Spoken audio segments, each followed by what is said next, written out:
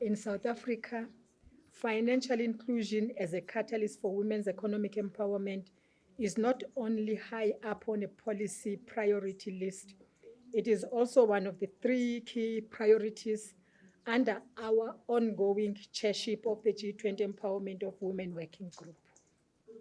First, we are prioritizing the issue of women's access to land and related productive assets as a key pillar of financial inclusion, the foundation of wealth creation, and restoration of livelihoods.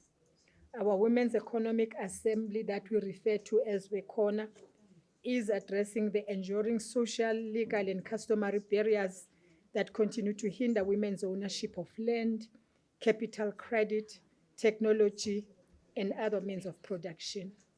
Secondly, through regional bodies such as African Continental Free Trade Area, we are also considering innovative approaches to remove trade barriers that disproportionately affect women and ensure fair representation in cross-border trade policies. Thirdly, through our recently enacted Public Procurement Act, we are leveraging preferential public procurement at various levels of government to deliberately support and sustain businesses owned by women, youth, and persons with disabilities.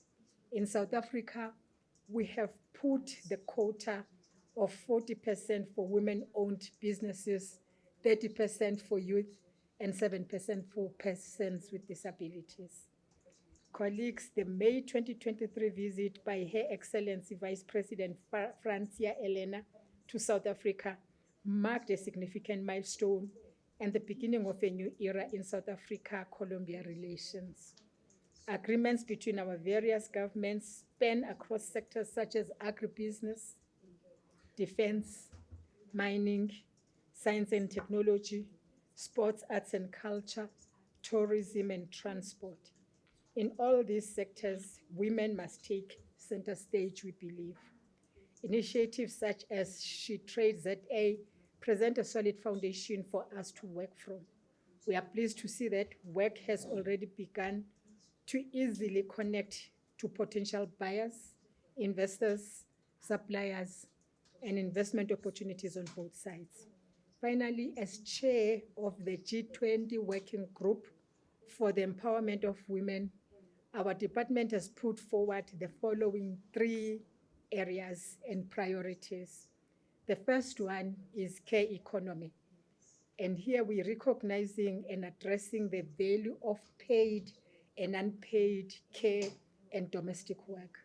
The second priority is promotion of financial inclusion, ensuring equitable access to financial resources for women.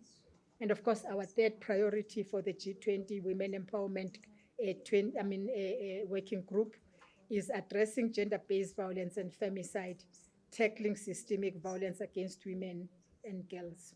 We are also excited to explore ways in which we can collaborate with Colombia in advancing these 3 priorities between our 2 countries, preferably in the form, of course, of a memorandum of understanding, if we can, with yourselves.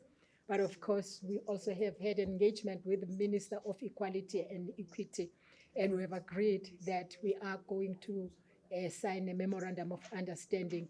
And of course, I think some of the discussions that can take place, that are going to take place here, we can also incorporate those areas in that MOU. Colleagues, once again, thank you very much for this bilateral meeting, and I very much look forward to our engagement. And I thank you for having us in this beautiful building. Thank you.